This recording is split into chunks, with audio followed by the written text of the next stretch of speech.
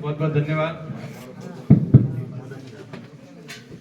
आप सभी को कैरियर डे की बहुत बहुत बधाई, शुभकामनाएं। और कैरियर डे के साथ साथ कैरियर मेला भी है। विभाग का आदेश था कि कैरियर मेला, तो इसके अंदर विभिन्न विद्यार्थी अपनी अपनी जो भी वो तैयार करके लाए हो यहाँ पे प्रदर्शित करेंगे। बाद में कैरियर डे के बारे में अलग अलग क्षेत्रों में कैरियर बना सकते हैं, वो जानकारी आपको चार्ट के माध्यम से विद्यार्थी और समझाएंगे और सर भी और बताएंगे।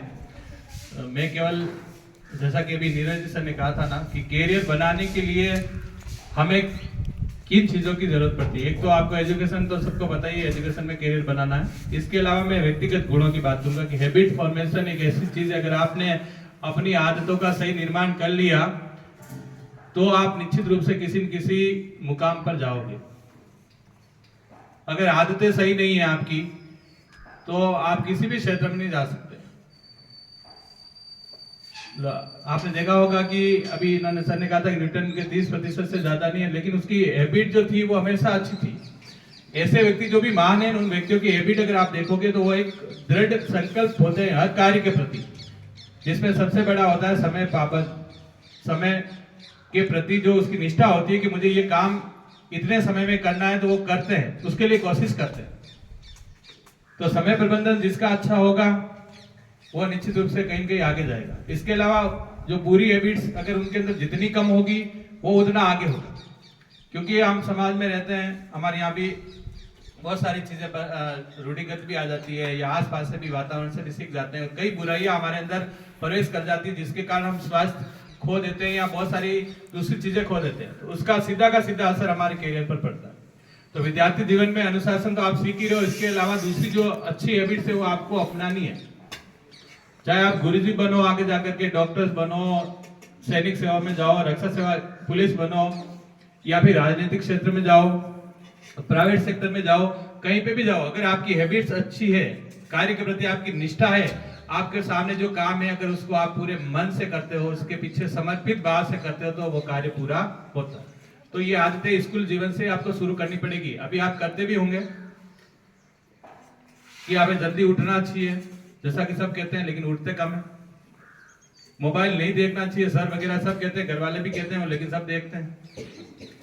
तो इसका आप उस मोबाइल के अंदर देखते क्या हो ये महत्वपूर्ण है, उसी दिशा में आप जाओगे। अगर आपने केवल अपना समय ऐसे व्यर्थ किया, सर ने कहानी के माध्यम से बताया था, तो आप भी ऐसे भटकते रहोगे। सही है ना? मोबाइल क्या करता है, भटका लाता है, ये देखा, उसके बाद ये देखा, और काम का तो कुछ भी नहीं देखा, पता ही नहीं चला। तो जिसने मोबाइल का भी अगर सही उपयोग कर लिया ना, तो उसका भी कैरियर अच्छा रहेगा। मोबाइल ऐसा नहीं कि हम आपको कह रहे हैं मोबाइल से पूरी तरह आप बंद हो जाओ, लेकिन अगर आप स्टूडेंट हो तो आपको पढ़ाई की चीजें अभी ज्यादा देखनी है। अगर आपके अंदर कोई कला ऐसा है, आपको लगता है कि मैं हॉलीवुड बॉलीवुड में जाकर के बहुत अच्छा प्रदर्शन कर सकता हूँ या कर सकती हूँ, तो उसका आपको अगर स्वयं की प्रतिभा का पता है ना, तो आप उसकी तरफ जाओगे। केवल आपने देख लिया और रील बना दी, अपलोड कर ली, लाइक अनलाइक कर लिया, आप उसको भूल गए, तो आप कहाँ कैरियर की तरफ बढ़ रहे हो। अगर आपके अंदर ऐसी प्रतिभा है तो आप इस प्रकार के मोबाइल की इन चीजों की तरफ जाइए। बाकी आपको केवल पढ़ाई से मतलब है, क्योंकि आप विद्यार्थी हो, आपको केवल पढ़ने की सामग्री देखनी है। आपके सामने अभी बोर्ड परीक्षा संबंधित चीजें देखनी, तो इनका निर्धारण आपको खुद को करना पड़ेगा। जब तक आप अपनी हैबिट्स का निर्धारण नहीं करोगे कि मेरे लिए क्या सही है और क्या गलत है, समझ गए ना? किसी एक सीमा में नहीं रहना, लेकिन जैसे कि समर्पण ऐसा भाव है कि कोई भी काम आपके सामने आएगा, अगर आपने उसको पूरा मन से समर्पित होकर के नहीं किया तो वो काम बिगड़ेगा ही। एक लाइन है, आपने सबने सुनी है, हमने भी सुनी है कि मेहनत का फल मिलता, ये सुनी है ना? सबको पता है मेहनत का फल मिलता है, लेकिन इस लाइन पर अगर आपने गौर और विचार किया हो तो आपको लगेगा कि वास्तव में मेहनत करोगे तो फल तो मिलेगा ही, लेकिन करना कोई नहीं चाह रहा। आप जितनी मेहनत करोगे उतना फल मिलेगा। वो लाइन अपने आप में बहुत बड़ी है, अगर उस पर विचार करोगे ना। कोई भी चीज हो, अगर आपको कुछ भी बनना है आगे जाकर के या अच्छे नंबर लाने अभी विद्यार्थी जीवन में, तो उसका सीधा अर्थ है, उस लाइन को पकड़ के चलो कि मेहनत का फल तो मिलता। केवल लाइन और दर्शन शास्त्र की तरफ पढ़ लिया और हमने उसको अपना लिया कि मेहनत का फल मिलता है, तो लाइन पढ़ने का मामला, हमने अपने जीवन में एक लाइन भी उतार ली ना, तभी आप सफल हो जाओ। ठीक है? तो व्यक्तिगत गुण जितने भी अच्छे वाले वो सब अपनाने हैं।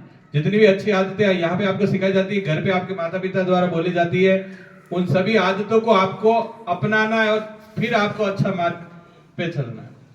तो सर ने कहा था दिशा होनी चाहिए, दिशा के साथ साथ आपका एक खुद का एक दर्शन होना चाहिए, मुझे क्या करना है। अगर आप उसका दिमाग में उसको विजन को लेकर चलोगे तो आप जीवन में आगे बढ़ोगे। तो उसके लिए आपको सभी तरह की अच्छी आदतें अपनानी है, झूठ नहीं बोलना है, सत्य के मार्ग पे चलना है, ईमानदारी के साथ रहना है, समझ गए ना। बेईमानी के बल पर बहुत सारी चीजें हासिल कर लेते हैं, लेकिन आपको पता है कि वो लोग वास्तव में अपने जीवन का मूल अर्थ ही भूल जाते हैं। तो कैरियर बनाओ, लेकिन व्यक्तिगत गुणों को भी ऊंचा रखो ताकि आप आगे बढ़ो। मैं यूं नहीं कह रहा हूं कि आप इतने ईमानदार हो जाओ कि अपना कैरियर ही नहीं बना सको, समझ गए ना। अगर हो सकता है आप व्यापार क्षेत्र में जा रहे हो, व्यापार क्षेत्र में बहुत सारी चीजें मोल भाव होते हैं ना।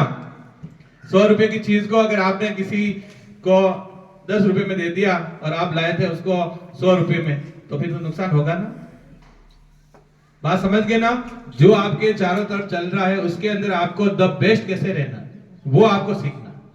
तो अगर आपने सत्य और ईमान जैसे गुणों को अपनाया और इसके अलावा समय प्रबंधन को अपनाया, तो इन गुणों के बल पर भी आप बहुत ज्यादा आगे जा सकते हो। तो विद्यार्थी हो तो विद्यार्थी में सबसे बड़ी चीज है अनुशासन की। अनुशासन एक चीज आपने देखी होगी, ये जितने भी गुरुजी नजर आ रहे हैं ना, वो सब अपने विद्यार्थी जीवन में बहुत ज्यादा अनुशासित रहे।